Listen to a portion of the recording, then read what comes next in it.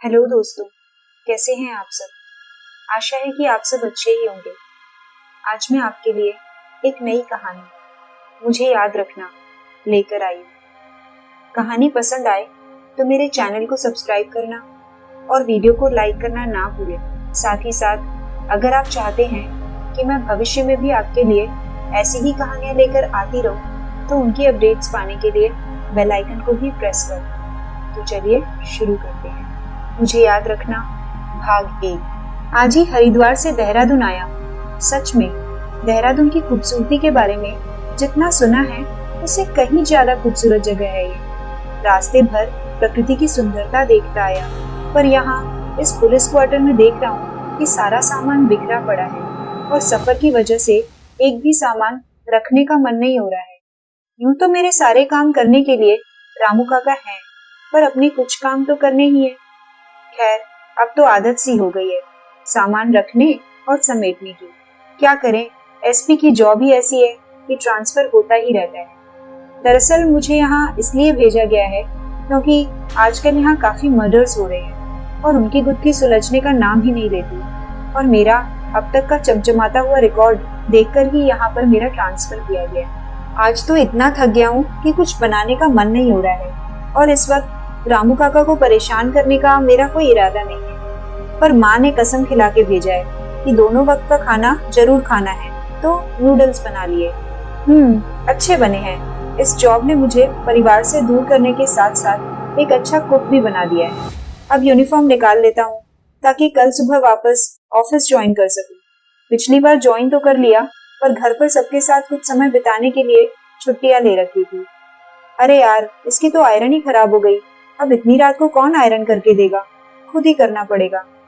बड़बड़ाता हुआ मैं आयरन निकाल कर बैठ गया अपनी यूनिफॉर्म के साथ। मैं सोच रहा था शायद मैं बना ही हूँ खाकी के लिए, तभी तो बचपन से ही सबसे पसंदीदा रंग खाकी लगता है। और जब थोड़ी समझ आई तो पापा को देखा, कितना रौब है उनकी आवाज में, उनके काम में।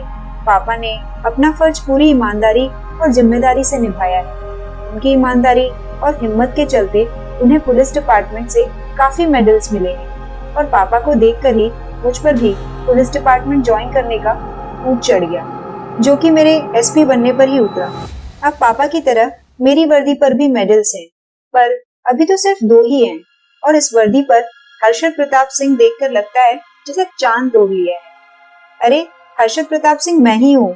मेरे दोस्त अक्सर मुझसे कहते हैं, भाई तू कहाँ पुलिस के चक्कर में पड़ रहा है, तू पुलिस डिपार्टमेंट के लिए नहीं बल्कि एक्टिंग के लिए बना है, कभी आईने में देख खुद को। उनकी ये बातें सुनकर मैं भी हंसकर कहता, भाई एक्टिंग में हीरोपंती में क्या रखा है, वो सब तो दिखावा होता है। असली हीरो तो पुलिस और आर्मी वाले होते हैं जो अपने देश के लिए कुछ भी कर गुजरने का जज्बा रखते। यह सुनकर वे सब हंसकर कहते, भाई तू जल्दी पुलिस डिपार्टमेंट ज्वाइन कर और हमें भी कुछ खिला पिला। वास्तव में खिलाने पिलाने का यह सिलसिला कभी नहीं रुका। आज भी मैं उनको खिला पिला कर ही आ रहा हूँ। मेरे आने से पहले ही सबके सब बोले, भाई तू जा रहा है, अब पता नहीं कितने दिनों बाद मिलेगा, एक पार्टी तो बनती है। और इसी तरह मेरी सैलरी का 20% भाग ये लोग खा पी जाते हैं और बाकी सब कुछ मैं पापा को देता हूँ, जिनकी वजह से मैं इन ऊंचाइयों तक पहुंचा हूँ। वे मना करते हैं, पर उन्हें अपनी सैलरी देकर जो खुशी मिलती है वह कहीं नहीं मिल सकती। पापा, माँ, भैया, भाभी और अनन्या सभी मुझ पर गर्व करते हैं और इन सब की वजह से ही मैं बिना किसी चिंता के अपना काम परफेक्टली कर सकता हूँ, क्योंकि मुझे पता है कि मेरे पीछे से भैया, भाभी और अनन्या माँ पापा का पूरा ध्यान रखते हैं। मोबाइल पर नोटिफिकेशन की आवाज सुनकर मैं हड़बड़ा गया। अरे, इस वक्त किसका मैसेज है? ओह, अनन्या है। मुझे तो लगा यह भूल ही गई है कि मैं अब हरिद्वार में नहीं देहरादून में हूँ और अब रोज इससे मिल भी नहीं पाऊंगा। मोबाइल पर अनन्या का मैसेज देखकर मैं सोचने लगा, ये भी कितनी पागल है और मुझे भी पागल कर रखा है। पहली बार स्कूल में देखा था मैंने अनन्या को, और जब मुझसे ज्यादा मार्क्स लाई तो मैं चिढ़ गया था, क्योंकि मैं हमेशा से हर चीज में फर्स्ट रहा था। पर धीरे धीरे हमारी फीलिंग्स बदल गई और उसे मुझसे प्यार हो गया और मुझे उससे। पर मैं शायद समझ नहीं पाया और हमारी फेयरवेल पार्टी में उसने मुझे प्रपोज किया तो मैंने उसे सॉरी कह दिया। फिर कोइंसिडेंटली हमने एक ही कॉलेज में एडमिशन लिया। पर इस बार जब मैंने अनन्या को देखा वो बिल्कुल बदल गई थी।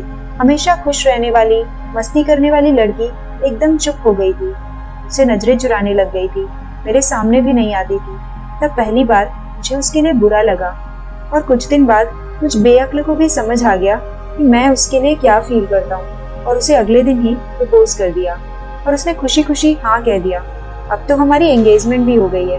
बस उसका एमबीए होते ही उसे एक अच्छी जॉब मिल जाए, फिर हमारे माँ पापा हमारी शादी करवा दें। अगली सुबह आंखें खुलने पर घड़ी में समय देखकर मैं तैयार होने दौड़ा, और इसी बीच एक बार फिर खुद से ही बातें करने लगा था। कल रात तो सोचते सोचते कब नींद आई पता भी नहीं चला। अब हो गया ना लेट, ओफो, ड्राइवर भी आ गया। चलो जैसे तैसे तैयार तो हुआ, अब ऑफिस पहुंचता हूं। Good morning Harshad sir. तो कब आए आप? यह इंस्पेक्टर अमन की आवाज थी। मैंने कहा, कल ही आया हूँ। कुछ देर हम दोनों कुछ केसेस पर चर्चा करने लगे। अभी हमें इस बारे में बात करते ज्यादा समय नहीं हुआ था। इतने में एक लड़की का फोन आया। वह बोली, यहाँ हाईवे पर कुछ है, आप जल्दी आइए। मैं सोचने लगा, आज ही तो आया हूँ और आज ही आफत मिल गई। जब हम हाईवे पर पहुंचे तो देखा जिस लड़की ने हमें फोन करके बुलाया था वह वहाँ थी ही नहीं। वहाँ रोड के एक तरफ गड्ढे में पानी भरा हुआ था और दूसरी तरफ झाड़ियाँ और कुछ छोटे बड़े पेड़ पौधे थे। आसपास एकदम सन्नाटा था। हम उन झाड़ियों में आगे बढ़े ही थे कि वहाँ का नजारा देखकर मेरी आंखें फटी की फटी रह गई। उन झाड़ियों के बीच में एक लड़की की लाश मिली, जिसका चेहरा पूरी तरह से बिगड़ा हुआ था। पहचानना मुश्किल था। पहनावे और कदकाठी से वह कोई 23-24 साल की लड़की लग रही थी। मैंने कांस्टेबल रागिनी से कहा कि इस लड़की की लाश से कुछ आईडी वगैरह की तलाशी करें, और इंस्पेक्टर अमन और कांस्टेबल अर्जुन को आसपास जाकर देखने के लिए कहा। पर मैं खुद भी जानता था कि यह अंधेरे में तीर चलाने जैसा है, क्योंकि वहाँ कुछ भी नहीं था। न कोई इंसान, न कोई परिंदा, न कोई दुकान, न कोई मकान, सब कुछ सुनसान। रागिनी ने बताया उस लड़की के पास न कोई आईडी प्रूफ था और न ही कोई मोबाइल या हैंडबैग। अब हालात ऐसे थे कि उस लड़की के बारे में पता चलना नामुमकिन सा हो गया था। अभी मैं आसपास का जायजा कर ही रहा था कि अमन और अर्जुन आ गए। अमन ने कहा, सर सीसीटीवी तो दूर की बात है, यहाँ तो कोई इंसान, घर दूर दूर तक कुछ भी नहीं है। पता नहीं किसी ने इसका खून कर दिया है या फिर इसने खुदकुशी कर ली। कुछ भी कहना मुश्किल है। सर मुझे तो लगता है इसने खुदकुशी ही करी है, वरना अगर इसके साथ चोरी, लूटपाट या कुछ भी गलत हुआ होता तो इसके हाथ में यह महंगी घड़ी और उंगली में यह गोल्ड रिंग ना होती। एक पल के लिए मैं भी अमन की बात से सहमत हुआ, पर अगले ही पल मैंने कहा, नहीं अमन, यह कोई आत्महत्या नहीं है, यह एक मर्डर है। सर आप ऐसा कैसे कह सकते हैं? अर्जुन और रागिनी एक साथ बोली। उन दोनों की बातें सुनकर मैंने कहा, ऐसा इसलिए क्योंकि पहली बात तो यह कोई भी इंसान अपनी पहचान छुपाकर खुदकुशी क्यों करेगा? कोई तो आईडी प्रूफ होता है इसके पास। चलो मान लो इसने अपनी पहचान छिपाई, इसका भी कोई कारण होगा। दूसरी बात कि अगर इस लड़की ने आत्महत्या की है तो देहरादून में मरने के लिए कई जगह है। जैसे यह किसी पहाड़ी से कूद सकती थी, अपनी छत से कूद सकती थी, या फिर जहर खा सकती थी, फांसी लगा सकती थी। जब ऐसे हजारों तरीके हैं मरने को, तो कोई अपने चेहरे को बिगाड़ कर क्यों मरेगा? अमन ज्यादा देर तक चुप नहीं रह पाता है और आखिर बोल ही पड़ा, सर यह भी तो हो सकता है कि यह किसी वाहन के सामने आ गई हो और टक्कर लगने से इसकी मौत हो गई हो और ड्राइवर डर के भाग गया। एक बार फिर मैं अमन की बात से सहमत हुआ, पर कुछ देर बाद मैंने आगे कहा, नहीं अमन, अगर यह किसी वाहन के सामने आती तो क्या सिर्फ इसका चेहरा खराब होता, वो भी इतनी बुरी तरह से? नहीं, बल्कि इसके चेहरे के साथ साथ बाकी शरीर पर भी चोट या घाव के निशान होते और आसपास कहीं न कहीं खून के निशान भी होते। पर देखो पूरी सड़क साफ है, और तो और जहाँ इसकी लाश है वहां पर भी खून का कोई निशान तक नहीं है। आश्चर्य है। सर यह भी तो। अमन एक बार फिर चुप न रह सका और थक हार कर बिना सिर पैर की बातें करने वाला था, पर इससे पहले वो बोलता मैं समझ गया कि अब यह क्या कहने वाला है। मैं अमन को बीच में ही टूटता हुआ बोला, प्लीज अमन, अब यह मत बोलना कि इसने एक भारी पत्थर खुद उठाया और अपने आप अपने चेहरे पर मार लिया, क्योंकि इसके लिए यह एक भारी पत्थर उठाती कैसे, और उठा भी लेती तो क्या इतने भारी पत्थर को अपने सिर के ठीक ऊपर तक लेकर जा पाती? और ले भी जाती तो इसका सिर फूटता, चेहरा न बिगड़ता। और अगर इसे अपना चेहरा ही बिगाड़ना था तो यह लेट कर पत्थर उठाती, फिर अपने चेहरे पर मारती, पर यह तो किसी भी हाल में संभव नहीं है। और सबसे बड़ी बात, अगर इसने खुद ही ऐसा किया भी है तो वह पत्थर कहाँ है जिससे इसका चेहरा बिगड़ा? कोई जानवर तो इतना भारी पत्थर लेकर जाने से रहा। अब तक हमें वहां पर 2 घंटे हो गए थे और हम चारों ने अपने अपने तरीके से कुछ न कुछ सुराग ढूंढने की कोशिश की, पर सब बेकार रहा। अब हम सब बुरी तरह से परेशान हो चुके थे कि तभी रागिनी ने दूर झाड़ियों के आगे इशारा करते हुए कहा, सर वो देखिए, वहाँ कोई मकान है, शायद कुछ पता चल सके। अब हमने अंधेरे में आखिरी तीर छोड़ा और चल दिए उस मकान की तरफ। पूरे रास्ते में झाड़ियां और पेड़ पौधे थे, शायद उस तरफ कई सालों से कोई नहीं गया था। अमन और अर्जुन झाड़ियां हटाते जा रहे थे और मैं और रागिनी उनके पीछे चले जा रहे थे। 15 मिनट में हम उस घर के सामने थे। अर्जुन सबसे आगे था और जैसे ही उसने उस मकान में पहला कदम रखा, बाहर तेज आंधी आ गई। तो न जाने कहां से एक बड़ा काला पत्थर आकर उसके उसी पैर, जिस पैर से उसने घर में कदम रखा था, पर गिर पड़ा और वह दर्द से चिल्लाने लगा। शायद उसके पैर में फ्रैक्चर हो गया था, पर इतनी दूर आकर हम ऐसे ही वापस तो नहीं लौट सकते थे, इसलिए अर्जुन को वहीं बाहर बैठा दिया। अब मैं सबसे आगे था और जैसे ही मैंने उस मकान में पहला कदम रखा, हम सभी हतप्रभ रह गए। आंधी अचानक से शांत हो गई थी, जैसे वो मेरे अलावा किसी और को अंदर नहीं जाने देना चाहती थी। खैर, हम तीनों अंदर गए तो देखा उस मकान में दरवाजे के ठीक सामने 2 कमरे थे और बाएं तरफ की दीवार लगभग टूट चुकी थी। उसके बगल में एक मिट्टी का टूटा हुआ चूल्हा था और दाईं दीवार पर एक बड़ा काला गोला बना हुआ था और उसके ठीक नीचे एक काली कपड़े की गुड़िया थी, जिसके चेहरे पर एक काला पत्थर रखा हुआ था। यह सब देखकर रागिनी चिल्लाने लगी, सर यह उसका निशान है, वो है, यही कहीं, वो आ जाएगी, किसी को नहीं छोड़ेगी, सर जल्दी चलिए। मैंने अमन को रागिनी के साथ छोड़ा और खुद पूरा मकान देखा, कहीं कुछ नहीं मिला। रागिनी अब तक चिल्लाई जा रही थी, सर चलिए। मैंने पूछा, क्या हुआ, किसका निशान है रागिनी, कौन आ जाएगी? रागिनी डर के मारे जोर से चिल्लाकर बोली, चुड़ैल, अब प्लीज चलिए सर। रागिनी के इतना कहते ही बाहर तूफान आ गया और अब मुझे भी उसकी बात सही लगने लगी। तो सबकी सुरक्षा की खातिर मैंने वापस चलने के लिए कहा। अमन अर्जुन को सहारा देकर चल रहा था और मैं रागिनी के साथ चल रहा था, क्योंकि वो बहुत डरी हुई थी। पर सच तो यह है कि डर तो हम सब रहे थे। मैं मन ही मन सोचने लगा, यार चोर डकैत आतंकियों से लड़ना तो समझ में आता है, पर अब क्या भूत चुड़ैलों से भी लड़ना पड़ेगा? क्या यही दिन देखना बचा था? अब तक आंधी बहुत बढ़ गई थी और धूल की वजह से मैंने आंखें बंद कर ली, पर जब चलने में दिक्कत आने लगी तो मजबूरन आंखें खोलनी पड़ी। और जब सामने देखा तो लगा मैंने आंखें खोलकर जिंदगी की सबसे बड़ी गलती कर दी। मेरे डर और आश्चर्य की कोई सीमा न रही। हर तरफ अंधेरा छा गया था, ऐसी बदबू आ रही थी, लग रहा था जैसे कोई चिता जल रही हो। इस अंधेरे में कुछ भी नहीं दिख रहा था, सिवाय उन 2 लाल आंखों के जो मुझे ही घूरे जा रही थी।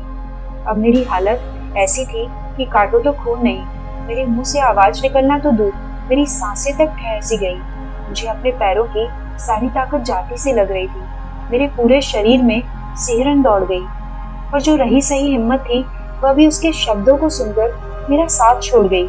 उसने कहा, मुझे याद रखना। इतना सुनते ही मैं बुरी तरह से कांपने लगा और उस घने अंधेरे में भी मेरी आंखों के आगे अंधेरा छा गया और मैं बेहोश हो गया। मुझे होश आया तो देखा कि मैं हॉस्पिटल में हूँ और सामने अमन और रागिनी खड़े हुए हैं। मेरे बगल वाले बेड पर अर्जुन सोया हुआ है और उसके पैर पर प्लास्टर लगा हुआ है। मैंने अमन से पूछा, अर्जुन ठीक है ना, और मुझे क्या हो गया था और वो कहाँ गई? तो अमन बोला, सर अर्जुन बिल्कुल ठीक है, बस पैर में फ्रैक्चर हुआ है और सर आप अचानक से कांपने लगे और बेहोश हो गए तो हम आपको यहाँ ले आए और रागिनी यहीं तो खड़ी है और डेड बॉडी हमने पोस्टमार्टम के लिए भिजवा दी है। अरे मैं उस लाल आंखों वाली की बात कर रहा हूँ, कहाँ गई वो? मैंने खींचते हुए कहा। क्यों मजाक करते हैं सर, भला लाल आंखें भी किसी की होती है? मैंने भी सोचा चलो ठीक है, इन लोगों को मजाक लग रहा है, वरना अगर इसे पता चल गया कि मैंने चुड़ैल देखी है तो यह पूरे ऑफिस में गा देगा। इससे अच्छा तो यही है कि ये सब इसे मजाक ही समझे। वो रागिनी वहाँ चुड़ैल चुड़ैल कर रही थी तो मैंने सोचा मैं भी थोड़ा मजाक कर लूं। मैंने बनावटी हंसी हंसते हुए कहा, पर शायद अमन और रागिनी इस पर कोई प्रतिक्रिया नहीं देना चाहते। शाम तक मुझे हॉस्पिटल से डिस्चार्ज मिल गया तो मैं क्वार्टर के लिए निकला। रास्ते में रोड लाइट्स नहीं थी और एक बार फिर मेरी आंखें फटी की फटी रह गई।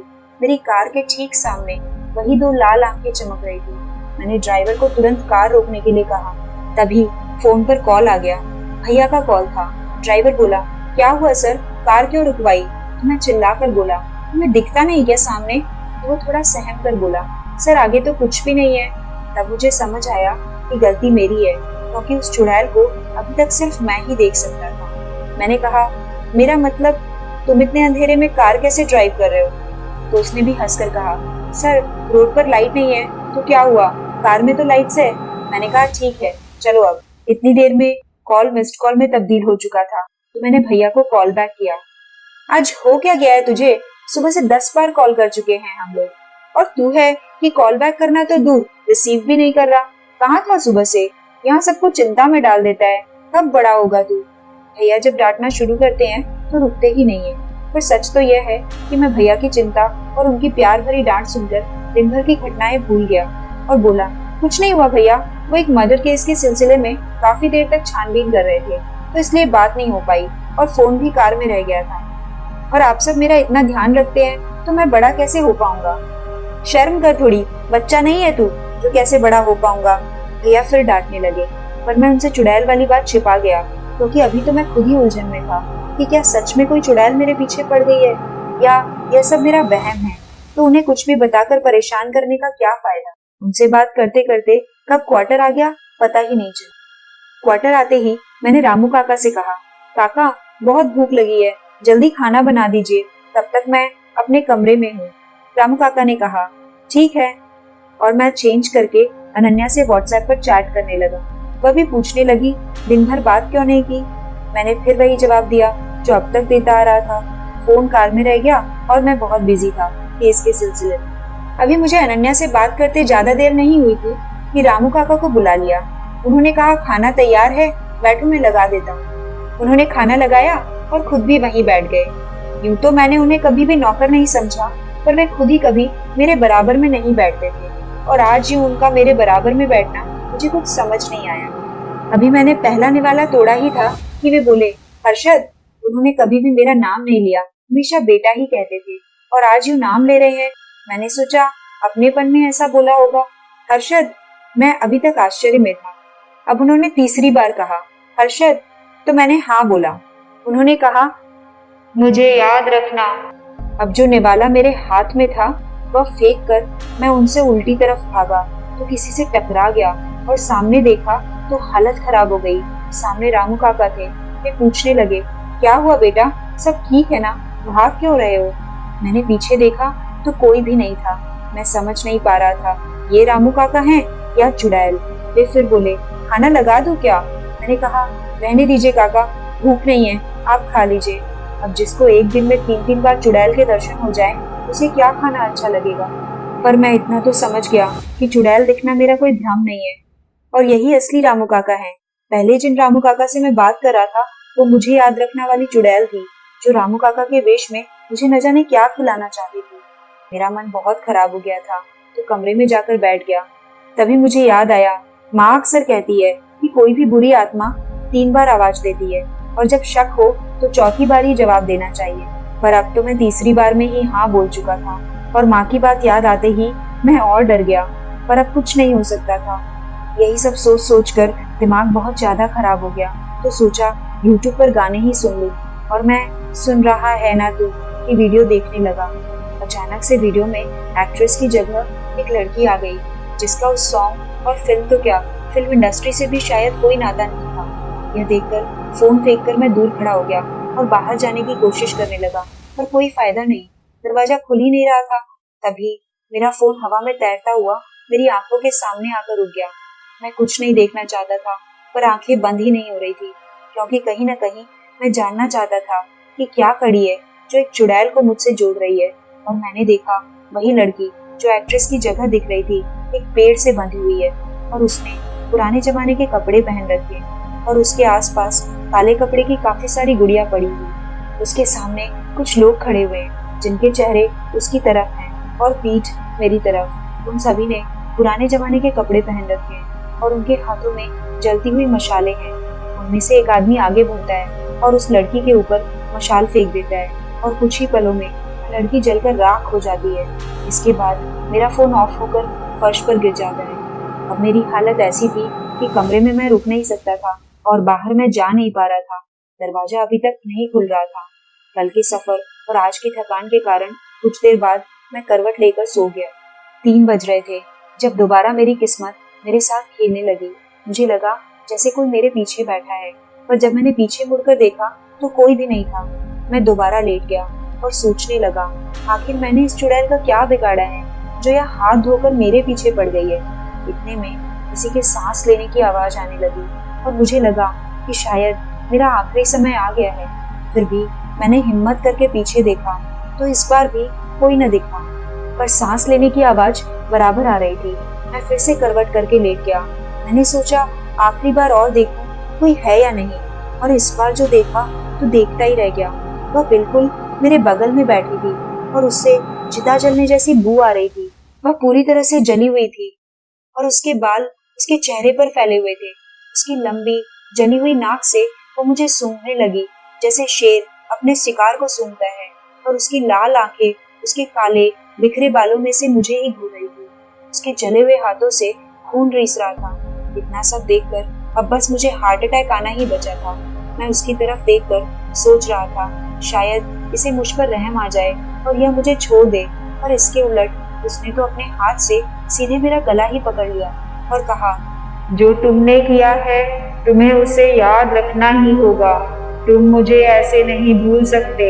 मुझे याद रखना, मैं वापस आऊंगी। इतना कहकर वो गायब हो गई। मैंने देखा जहाँ पर वो बैठी हुई थी उस जगह बहुत सारी राख पड़ी हुई है।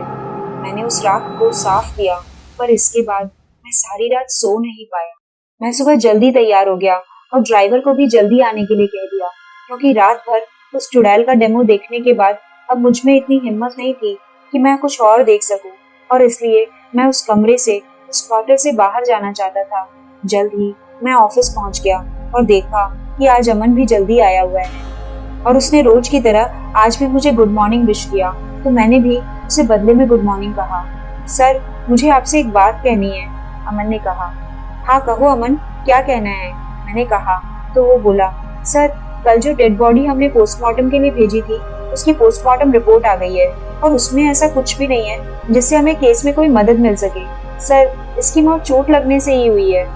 Okay, leave it. यह बताओ, जो मैंने कहा था कि जिन लोगों ने किसी भी 20 से 30 साल की लड़की की गुमशुदगी की रिपोर्ट लिखवाई है उन्हें शिनाख्त के लिए बुलाना है, तो आया क्या कोई?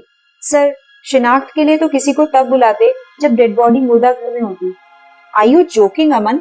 नहीं सर, आइए आपको सीसीटीवी फुटेज दिखाता हूँ। कहाँ का? मुर्दा घर का? जी सर, आइए, यह देखिए। अमन, हाउ इज इट पॉसिबल? एक सेकंड पहले डेड बॉडी एकदम शांत रखी हुई है और अगले ही सेकंड यह हवा में उड़ गई, और यह तो देखो, ऐसा लग रहा है जैसे कोई अदृश्य शक्ति से खा रही थी। ओह माय गॉड, सिर्फ हड्डियां ही बची है। सर, हो ना हो यह उसी चुड़ैल का काम है जिसके बारे में कल रागिनी बात कर रही थी। अमन, कानून सबूत मांगता है, अंधविश्वास नहीं। समझ में रहे हो तुम क्या बोल रहे हो? हम अपने सीनियर्स को यह बोलेंगे कि एक चुड़ैल डेड बॉडी का खून पीती है और फिर उसे कच्चा खा जाती है। सर, चुड़ैल तो है, अमन के साथ साथ रागिनी ने भी अपनी सहमति देते हुए कहा। तो जब मैंने तुमसे उस लाल आंखों वाली के बारे में पूछा था तो तुम चुप क्यों थे? तुम्हें पता भी है मैंने कितना भुगता है? मैं अब अमन पर चिल्लाने लगा था। क्या करता, जितना मैंने सहा है इसके बाद कोई भी पागल हो जाए। सर, उस वक्त आपकी तबीयत ठीक नहीं थी, इसलिए हमने आपसे कुछ ज्यादा नहीं कहा कि कहीं आपकी तबीयत और खराब ना हो जाए। इसके बाद शुरू से अब तक घटी सारी घटनाएं मैंने उन दोनों को बता दी और कहा, हाँ चुड़ैल है, पर हम अपने सीनियर्स को क्या जवाब देंगे? अमन, आज तक एक भी केस ऐसा नहीं है जो मैंने अधूरा छोड़ा हो। सर, इस वक्त बात हार या जीत की नहीं है। सर, सबूत उसके खिलाफ मिलते हैं जो जिंदा हो, न कि उसके खिलाफ जो मर चुका हो। और सर, इस वक्त जरूरी यह है कि हम सबकी जान बच सके। अमन, तुम्हें क्या लगता है मैं नहीं जानता कि चुड़ैल है? पर हमने भुगता है, इसलिए हम जानते हैं चुड़ैल है, पर उन्होंने कुछ नहीं देखा, तो हम उन्हें कैसे यकीन दिलाएंगे? सर, इस वक्त जरूरी यह है कि हम किसी तांत्रिक या पुजारी से मिल लें जो हमें उस चुड़ैल से बचा सके। कहीं अगला नंबर हम में से ही किसी का ना हो। रागिनी ने भी डरते डरते अपनी बात रखी। चुप करो तुम दोनों, मरने से नहीं डरता मैं, पर यह सोचकर जरूर डर जाता हूँ कि मेरे बाद मेरे परिवार का क्या होगा। ठीक है, चलते हैं किसी तांत्रिक या पुजारी के पास, अब मुझे छुटकारा चाहिए इस सब से। मैंने कहा ही था, इतने में ऑफिस की लाइट्स जलने बुझने लगी। हर तरफ भयानक चीखें गूंजने लगी। आंधी के साथ साथ चिता जलने जैसी बू आने लगी और वह चुड़ैल आकर मेरे सामने खड़ी हो गई। दोस्तों, जल्दी मैं इस कहानी का अगला भाग लेकर आऊंगी। तब तक के लिए बने रहिए।